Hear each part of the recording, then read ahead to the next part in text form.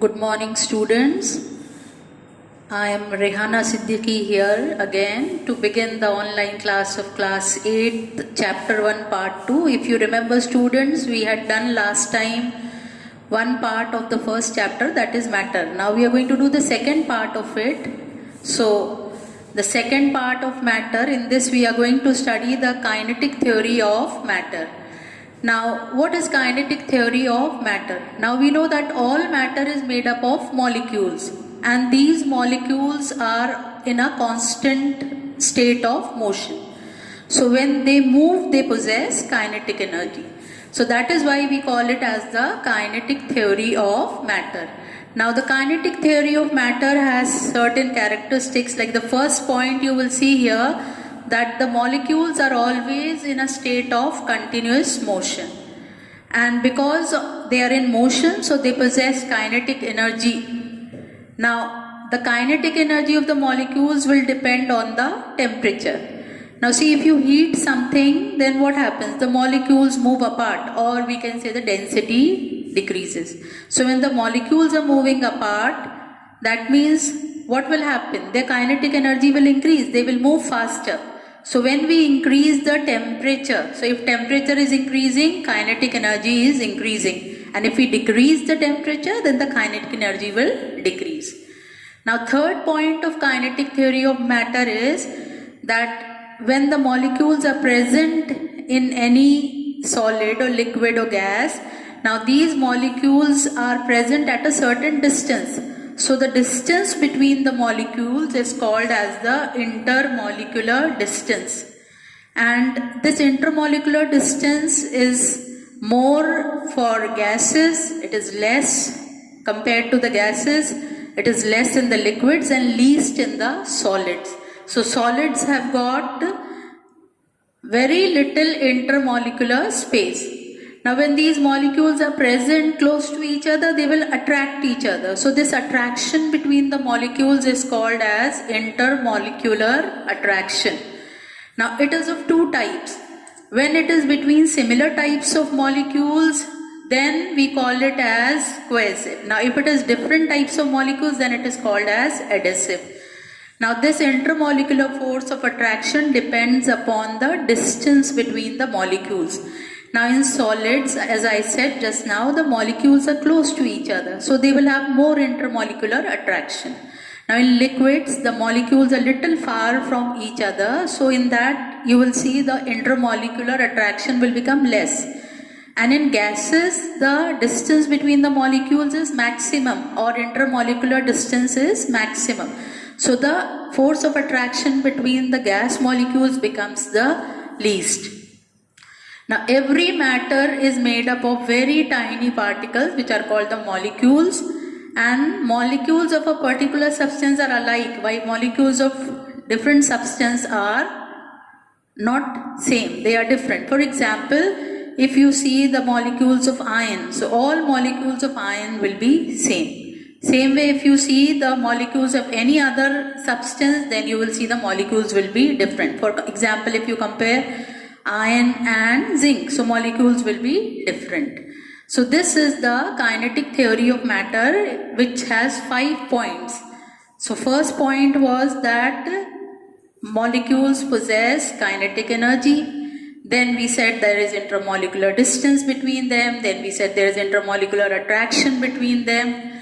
Then we said the temperature changes the kinetic energy. Then we said that molecules of different substances are different, and of similar substance they are same. So these were the 5 points. Now molecules are arranged in a different way in solids, liquids and gases. Now first, suppose we take solids. Now in solids, the molecules are very closely held. They are very close to each other. So they have fixed position. They cannot leave the space and go. They remain within the solid. So molecules have fixed position and intermolecular force is maximum. So as a result, you see the solids have got definite shape and volume. Now because of the strong attractive intermolecular force between the molecules, it is very difficult to break them. So if you try to break a solid with your hands, you cannot break it. It is just because the intermolecular force or intermolecular attraction is more. then intermolecular space between the molecules is also less. So therefore they attract each other with strong force. Now for liquids, when we see, now in the liquids the molecules are less tightly packed. So when they are less tightly packed, there is space between them. So molecules enlarge. Then you will see the intermolecular force will become less. Now because of less molecular force between them, the liquids do not have any definite shape. Now if you put liquid in a container, what do you see? It acquires the shape of the container. If you take water and fill in the bottle, it takes the shape of the bottle. And if you fill it in a tumbler, then it will take the shape of the tumbler. So it is because intermolecular force is less. They do not have definite shape. So they will take the shape of the container, or they acquire the shape of the container. Then as the intermolecular force of attraction is less, molecules move from one place to other. So you will see liquids can flow. Liquids are able to flow from one place to another because the molecules have less attraction. They are free to move. Now gases. Now in gases, the force of attraction between the molecules is least. So because of this, you will see they will spread in the entire space. Now you see if the entire room is filled with air. So because the molecules are free to move, they flow and move in the entire space and fill up the entire space. Therefore, they do not have definite shape nor definite volume. Now if you compare the three, solid, liquid and gases, you will see solid has definite shape, it has definite volume. Now if you see liquid, it does not have a definite shape but it has a definite volume. And gases have neither definite shape nor definite volume. So if you see the diagram over here, this is the diagram depicting the arrangement of molecules in solids, liquids and gases. So this is in solids. You will see molecules are so closely packed. Now this is liquid. Now in liquid you will see the molecules have little distance between them. So they are less tightly packed. And in case of gases, you will see least distance is there between the molecules. So this is what is depicting that how the molecules are arranged in solids, liquids and gases. Now there is a difference between solid, liquid and gas on the basis of the amount of energy they possess. Now what did I tell you just now? That in solids the molecules are very close. So when they are close, they cannot move. So when they cannot move, that means they will have least amount of energy. So solids have least amount of energy as their particles are tightly held together. Now if you see liquids, now in liquids you see the molecules have got space between them. There is intermolecular space. So because of that they are free to move little. So therefore they have more energy compared to the solids. Now in gases, if you see, gases have maximum energy compared to the solid and the liquid because here the gas particles are free to move. They can move in the entire space available to them. So therefore they have maximum energy. Now last time if you remember we had studied some terms of change of state of matter. Now we are going to compare them, some of them, and see their differences. For example, sublimation and decomposition. Now what is sublimation? If you remember in the first part I had told you sublimation is the change of a solid to the gaseous state without going into the liquid state. So for example you must have seen naphthalene balls. So in the naphthalene balls what do you see? They change into vapors without going into the liquid state. Now decomposition is just opposite to that. It is direct change from gas state to the solid state without undergoing through the liquid state.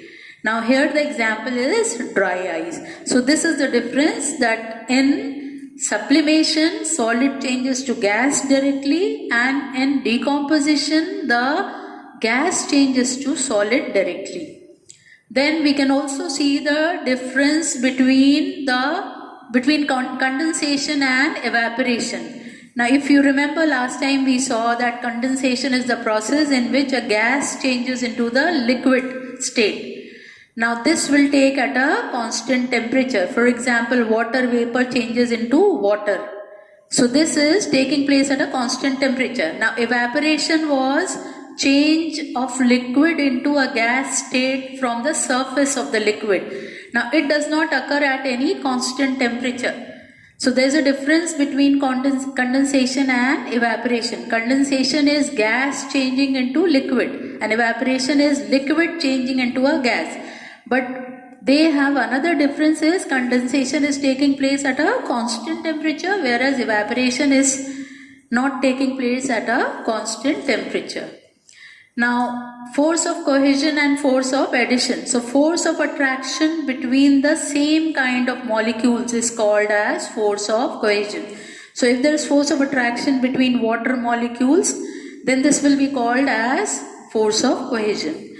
Now, if you spill water on glass, plate or anything, then you will see there will be droplets of water on the glass. So, those water droplets are attracted to the glass plate.